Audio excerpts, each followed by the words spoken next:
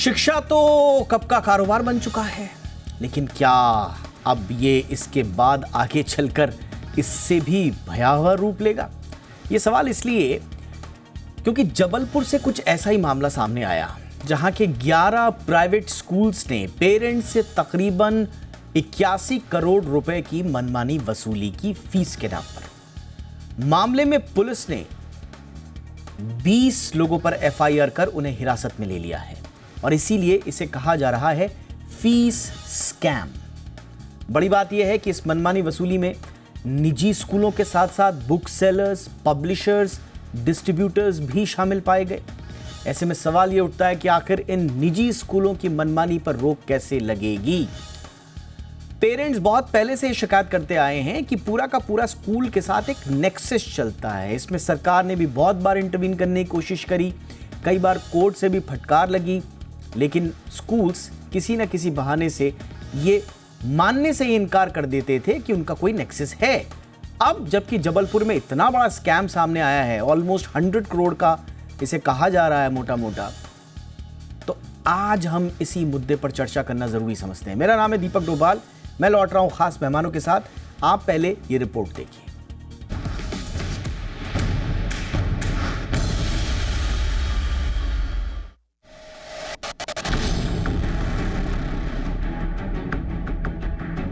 भला कौन ऐसा होगा जो अपने बच्चे को अच्छी स्कूली शिक्षा नहीं देना चाहता हो। एजुकेशन सेक्टर में तेजी से हुए बदलाव में स्कूली शिक्षा दीक्षा का माहौल भी तेजी से बदला है। सरकारी स्कूलों की बजाय लोग अपने बच्चों को पढ़ाने के लिए निजी स्कूलों को प्राथमिकता देते हैं। यही वजह है कि हर शहर कस्बों में कुकुरमुत्ते की तरह प्राइवेट स्कूल खुल गए हैं।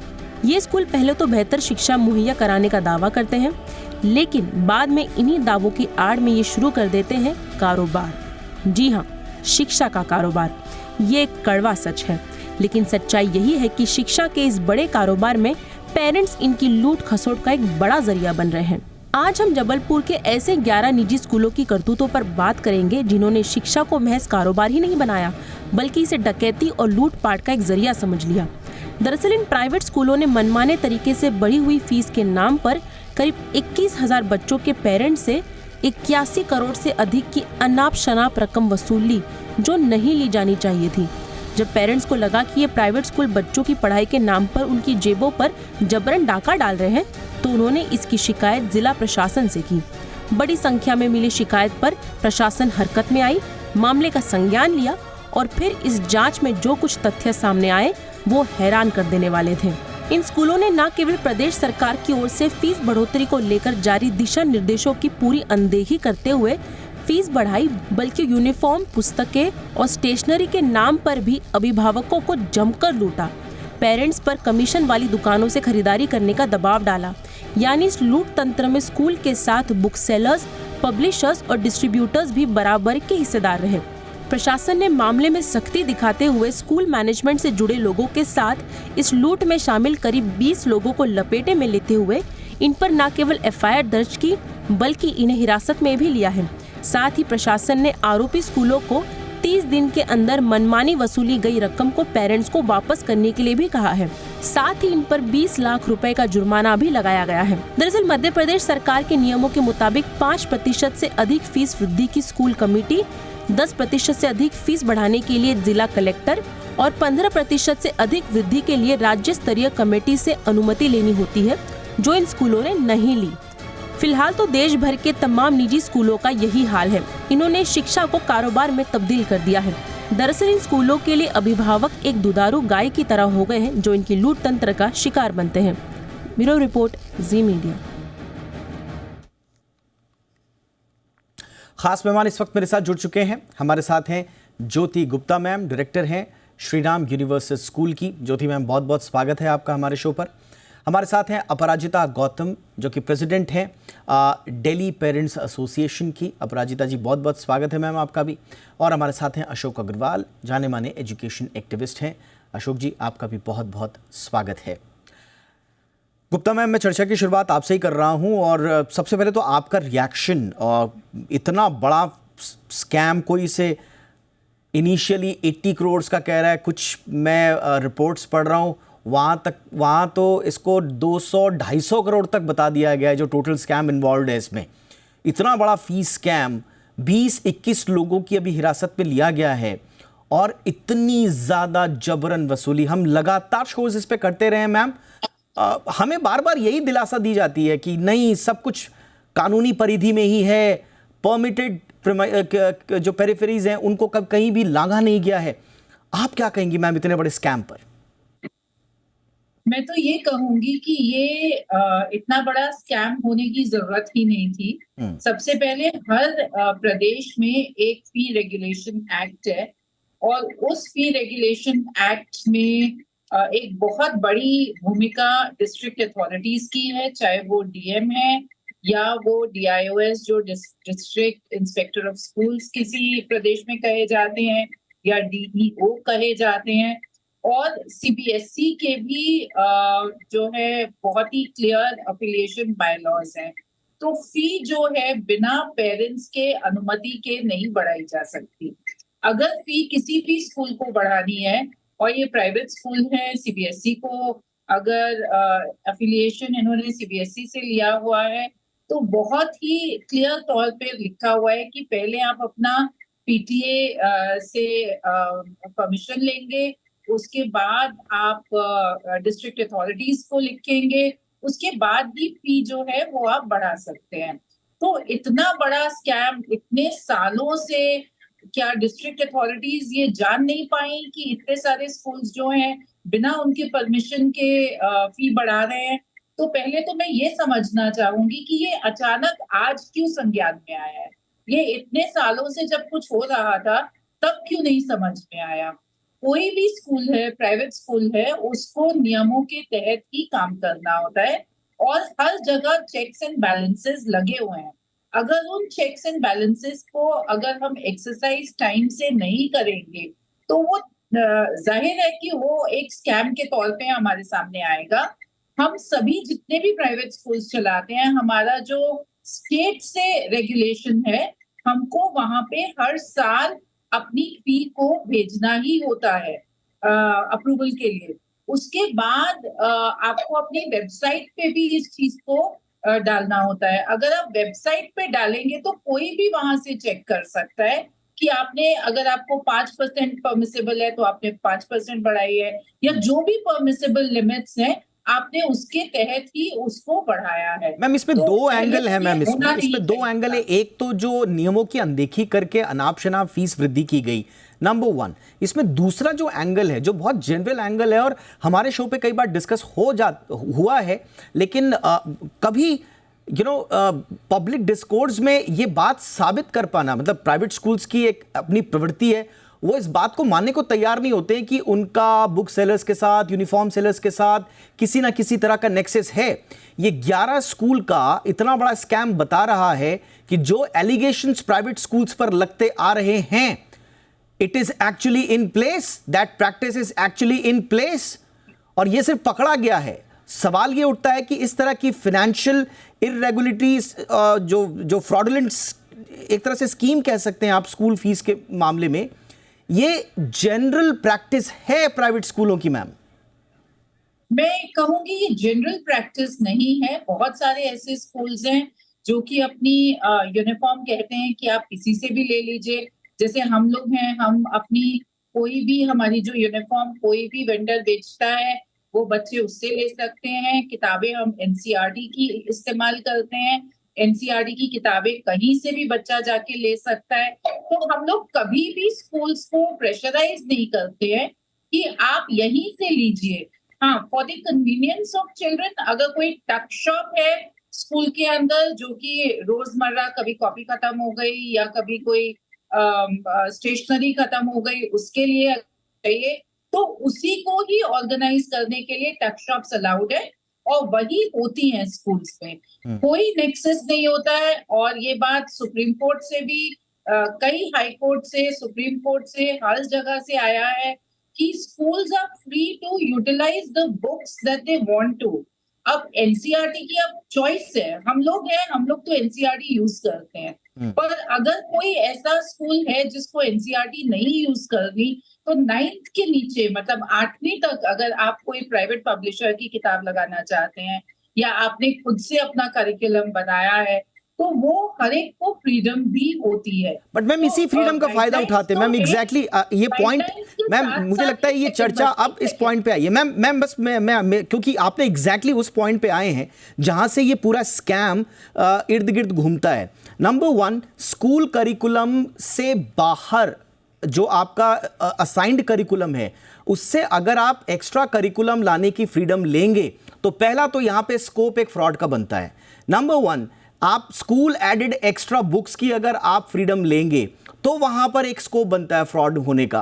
अब एक्सपर्ट कमिटी और टीचर्स की अप्रूवल है नहीं है उस करिकुलम से बाहर जाने का, आप उस करिकुलम को अगर आप चेंज कर रहे हैं तो आपने अथॉरिटीज को संज्ञान में लिया या नहीं लिया है, ये चेक होना बहुत जरूरी है। अगर फ्रीडम ले ली स्कूल्स ने तो फिर तो एक स्कोप, इसीलिए तो ये जबलपुर के स्कूल्स में ये सब हुआ। मैं आपको एक बात समझाना चाहूंगी, यहाँ पे करिकुलम और किताबें दो अलग चीजें हैं। जब बच्चा स्कूल के अंदर कदम रखता है, गेट से अंदर आता है, वहां से लेके जब वो वापस जाता है या वो घर पे भी स्कूल का काम करता है, वो सब एक करिकुलम के तहत आता है। करिकुलम में सिर्फ किताबें ही नहीं आती हैं। सो करिकुलम ब्रॉड डिजाइन है, करिकुलम एक आपको अम्ब्रेला दिया गया है और उसके अंडर फ्रीडम दी गई है कि आप कोई भी किताब यूज कर सकते हैं।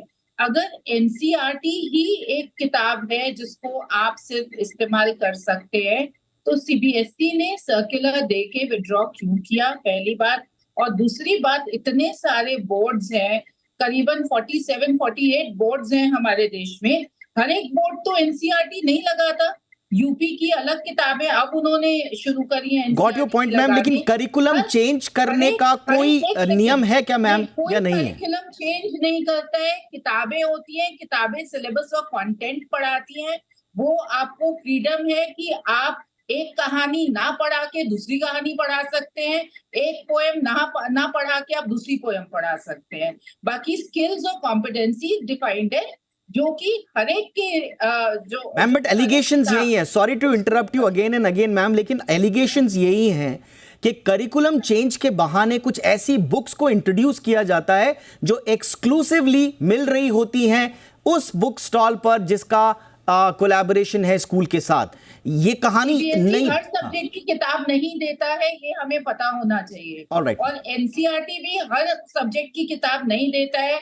एनसीएफएससी लास्ट ईयर आ गया था, एनईपी 2020 में आ गया था। एनसीईआरटी आज भी तैयार नहीं है अपनी किताबों के साथ। आज भी बच्चे बिना किताबों के एक पूरा क्वार्टर पढ़ चुके हैं। ऑलराइट मैम, अब मैं चलूंगा फटाफट से हमारे दूसरे मेहमानों के पास। आपसे सवाल जवाब का सिलसिला लंबा इसलिए रखा मैम क्योंकि हम समझना चाहते थे उस साइट की स्टोरी को भी। अपराजिता मैम, आज मेरे पास आपके लिए सवाल नहीं है, सिर्फ आपको मैं ये मंच दे रहा हूं अपने रिएक्शंस के लिए। क्या आपको इस स्कैम के बाद लगा, आप बहुत सालों से इसी बात को कहती आई हैं, आज आप उस पर कुछ ऐड करना चाहेंगी मैम? जी धन्यवाद दीपक जी, आपने इतना, जो मैं बोल रही हूँ कि इतना ज़्यादा जो टॉपिक है जो सालों से पेरेंट्स को परेशान कर रहा है, आपने दोबारा से अपने मंच पे उठाया। और इसने अपनी शुरुआत में मैं एमपी की गवर्नमेंट को धन्यवाद देना चाहूँगी कि उन्होंने स्कूल्स के अगेंस्ट स्ट्रिक्ट एक्शन लिया। अपनी बात की शुरुआत में मैं एक चीज़ कहूँगी, जो अभी ज्योति मैम ने बोला वो सारी किताबी ज्ञान है, वो रूल्स रेगुलेशन सब अच्छा है, कुछ बुरा नहीं है। तो अगर कुछ बुरा नहीं है तो आपके पास हम अक्सर शो करते हैं और हम हमेशा प्रूफ लेकर आते हैं। तो मैं यहाँ पे कहूँगी दीपक जी, एलिगेशन नहीं है ये, एलिगेशन जो है सबूतों के साथ दिए जाते हैं। यहाँ पे हर कुछ चीज़ कंप्लीटली ब्लैक एंड व्हाइट तरीके से दिखाई जाती है शिक्षा विभाग को कि कहाँ पे गड़बड़ी हो रही है। अभी हम तो जबलपुर के केस को हम यहाँ पे डिस्कस कर रहे हैं जहाँ पे 81 करोड़ या 240 करोड़ का है। मैं आपको दिल्ली का एग्जांपल देना चाहूँगी, 1 महीने से ज़्यादा हो चुका है, मैं आपको दिखाना चाहूँगी ये पेपर। हम ऑलरेडी शिक्षा विभाग को 25 अप्रैल को ये रिप्रेजेंटेशन दे चुके हैं और 2015-16 के बाद हमने 2-3 स्कूलों के जब आंकड़ों को कैलकुलेट किया, यहाँ पर इस रिप्रेजेंटेशन में मैंने 10 स्कूल को मेंशन किया है, जब हमने आंकड़ों को मेंशन किया तो जहाँ पे जबलपुर में अगर आप कैलकुलेट करेंगे कि 7 लाख बच्चों से 240 करोड़ लिए हैं तो एक बच्चे का रिफंड बनता है 3,500। और हमारी ये जो कैलकुलेशन है प्रूफ के साथ जो हमने शिक्षा विभाग में सबमिट की है, यहाँ पे ऑन एन एवरेज एक बच्चे का रिफंड बनता है 30 से 40 हजार रुपया।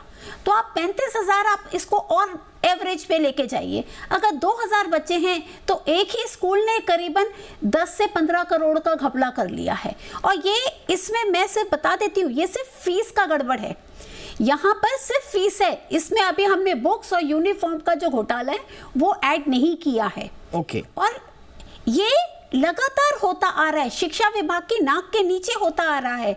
और यहाँ पे मैं कुछ चीजें स्पेसिफिकली मेंशन करना चाहूंगी, जैसे अभी ज्योति मैम ने बोला प्रायर अप्रूवल लेना होता है, अनोमली कमेटी होती है। मैं आपको बता देती हूँ, फी रेगुलेटरी कमेटी दिल्ली में नहीं है, दिल्ली में फी अनोमली कमेटी सो कॉल्ड कागजों में है, बट रियलिटी में फी अनोमली कमेटी अवेलेबल नहीं है। दिल्ली में नदारत है फी अनोमली कमेटी।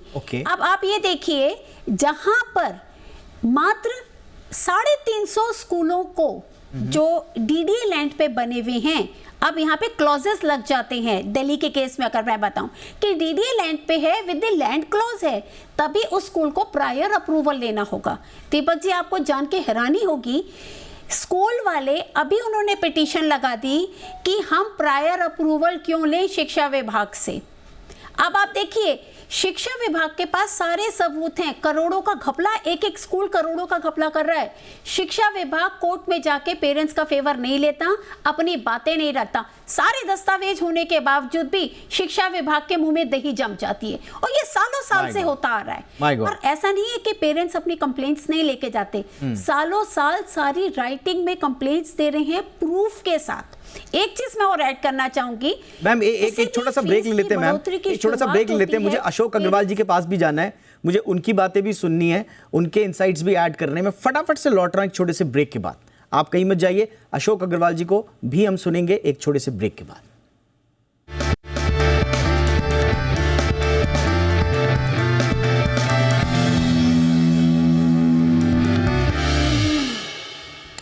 ब्रेक के बाद आपका स्वागत है। तो एमपी के जबलपुर में 11 स्कूलों प्राइवेट स्कूल्स का फ्रॉड उभर कर सामने आया है। फटाफट से आपको बता दें होता क्या था कि ये अनाप शनाप फीस बढ़ा देते थे जो नियमों के विपरीत था, नंबर 1। और दूसरा, जो करिकुलम में चेंजेस कर दिए जाते थे उस वजह से फेक और डुप्लीकेट आईएसबीएन बुक्स ऐड कर दी जाती थी, उनका पूरा नेक्सस था। और ये करिकुलम भी 60 से 100% तक चेंज कर दिया जाता था बिना अप्रूवल्स के, और इसकी वजह से एक्स्ट्रा किताबों का बर्डन पेरेंट्स पर आया। कितना है अमाउंट? 80 से 250 करोड़ रुपए का ये घोटाला बताया जा रहा है। आज हम इसी पर चर्चा कर रहे हैं। अशोक सर, सॉरी मैं आपके पास नहीं आ पाया। अब मैं आपसे पूछना चाहूंगा, आपने भी इस मुद्दे पर कई बार आवाजें मुखर की हैं, क्या आपको लगता है कि इस केस के हवाले के बाद पूरे देश के प्राइवेट स्कूल्स का एक साफ सुथरा ऑडिट होना चाहिए? देखिए, 1997 में मैंने पहला केस डाला था देश के अंदर, दिल्ली हाई कोर्ट के अंदर, फीस को लेकर। और उस केस के बाद ही राज्यों के अंदर जो है ना फी रेगुलेशन बने हुए, उससे पहले तो थे ही नहीं। तो अब इंटरेस्टिंग चीज ये है कि मेरे को लग रहा है कि 25 साल हो गए उसको, 1997 से लेके पहली बार मैं देख रहा हूं कि जबलपुर में ये हुआ है कि मास स्केल पे उन्होंने फीस को लेकर, एक्सटॉर्शन है ये, एक्सटॉर्शन का ऑफेंस भी बनाया इसके अंदर, वो लेकर इन्होंने जो है स्कूल के खिलाफ और दूसरे लोगों के खिलाफ केस रजिस्टर किया है। ये पहला किस्सा, मुझे लगता है पूरे देश में पहला ही किस्सा है ये। और अगर इससे कोई सीख ले सकता है, राज्य सरकारें कुछ सीख ले सकती है, तो मुझे लगता है कि देश की हर राज्य सरकार को स्कूलों के खिलाफ इस तरीके के क्रिमिनल केसेस रजिस्टर करने चाहिए। और इसका देखिए इम्पैक्ट भी दिख रहा है कि जैसे ही उन लोगों ने अरेस्ट किया है इनको, इन्होंने काफी पैसा जो है पेरेंट्स को रिटर्न भी कर दिया है।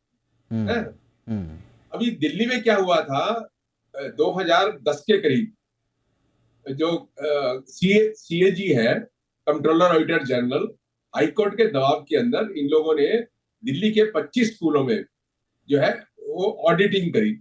ऑडिटिंग में उन्होंने पाया कि बड़े सीरियस इरेगुलरिटीज थी, और उस वक्त एक केस चल रहा था हाई कोर्ट में भी फीस का, जिसके अंदर हमने हाई कोर्ट के जज को भी बताया कि देखिए ये कर्मचारियों को भी लूटते हैं, टीचर्स से जो है तनख्वाह जो उनको अकाउंट में भेजते हैं, उनसे पासबुक चेकबुक साइन करा के रख लेते हैं, उनके पैसे निकाल लेते हैं, और अनजस्टिफाइड फीस पेरेंट्स से लेते हैं। मुझे याद है जब 1997 में हमने केस डाला था तो उस वक्त 64 हेड्स थे जिसके अंदर ये प्राइवेट स्कूल पैसे लेते थे।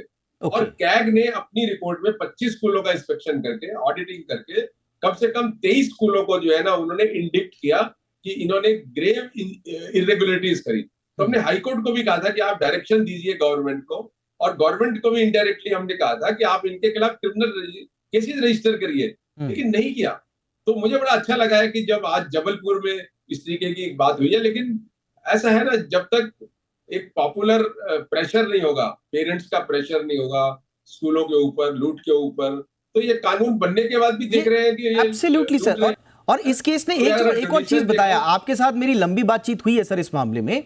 इस पूरे केस ने एक चीज और बिल्कुल क्रिस्टल क्लियर कम से कम मेरे सामने की है, और जो मैं हमेशा से कहता आया भी हूं अपने शोज पर, अगर प्रशासन चाहे, अगर सिर्फ चाह ले कि उसको मामले की तह तक जाकर फाइनेंशियल इरेगुलरिटीज का पता लगाना है तो बहुत स्मूथली लगाया जा सकता है। और देखिए आपके सामने ये हमारे सामने केस आ रहा है। गुप्ता मैम, क्या ये बाकी प्राइवेट स्कूल्स के लिए एक मौका नहीं है मैम कि जो ये क्यों एडवर्सली इफेक्ट कर रहा है, ये पूरे एजुकेशन सिस्टम को कर रहा है, ये नज़ीर जो बार बार प्राइवेट स्कूल्स पर लुटेरे वसूली वाले ये जो टैग लगते हैं मैम, ये इसीलिए लगते हैं क्योंकि इस तरह के प्राइवेट स्कूल्स हमारे सामने हैं और वो एविडेंस बेस्ड जो फ्रॉडुलेंट एक्टिविटीज कर रहे थे।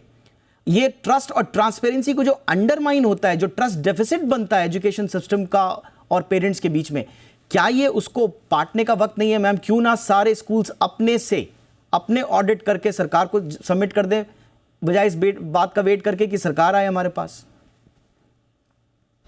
एक जो सीबीएसई स्कूल्स हैं, चाहे वो किसी भी प्रदेश में है, ये एक रिक्वायरमेंट है सीबीएसई की कि सभी जो स्कूल्स हैं उनको अपनी बैलेंस शीट्स को अपलोड करना है, उनको जो भी उनका पीएनएल है उसको भी अपलोड करना है, और जब भी वो वापस हर 5 साल में रीअफिलिएशन के लिए जाते हैं तो उनको सभी अपना ब्यौरा सीबीएसई को देना होता है।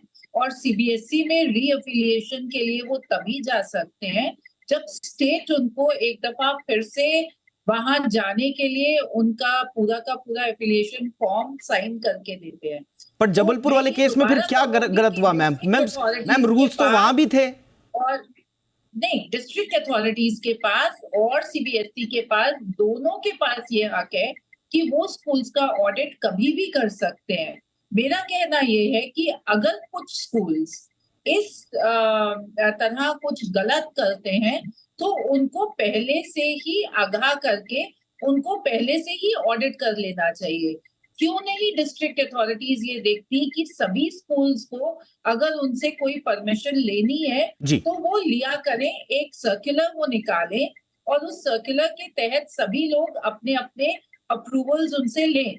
अभी थोड़ी देर पहले अपराजिता मैम ने कहा कि दिल्ली में कोई कमेटी नहीं है।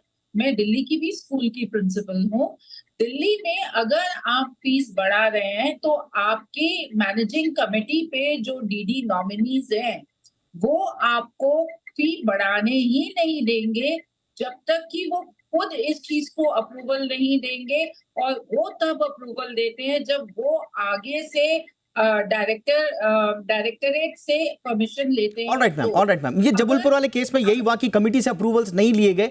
लेकिन देखिए ये एक बात नहीं है, अब मैं इस छोटे से शो में हम लोग इस पूरे मुद्दे को समाहित नहीं कर पाएंगे, बट हमारा मकसद ये था कि हम पूरे सिस्टम को समझें। और जैसा मैंने आपको बताया कि ये पूरे के पूरे एजुकेशन सिस्टम में ट्रस्ट डेफिसिट का माहौल पैदा करता है। मुझे लगता है कि ये जबलपुर के केसेस को नज़ीर बनाकर पूरे देश में न सिर्फ ऑडिट होना चाहिए, बल्कि जितनी भी फीस रिलेटेड, करिकुलम रिलेटेड जितनी भी इरेगुलरिटीज़ हो रही हैं उनको अब स्ट्रिक्टली उनको मॉनिटर करके उनका ऑडिट हो जाना चाहिए। मुझे लगता है तब जाकर ये जबलपुर के केस के बाद जो पेरेंट्स और स्कूल्स के बीच में एक ट्रस्ट का गैप बना है वो शायद भर पाए। आप लोगों से बहुत सारी बातें करनी थी लेकिन वक्त की मेरे पास कमी। बहुत बहुत शुक्रिया आप तीनों का वक्त निकालने के लिए।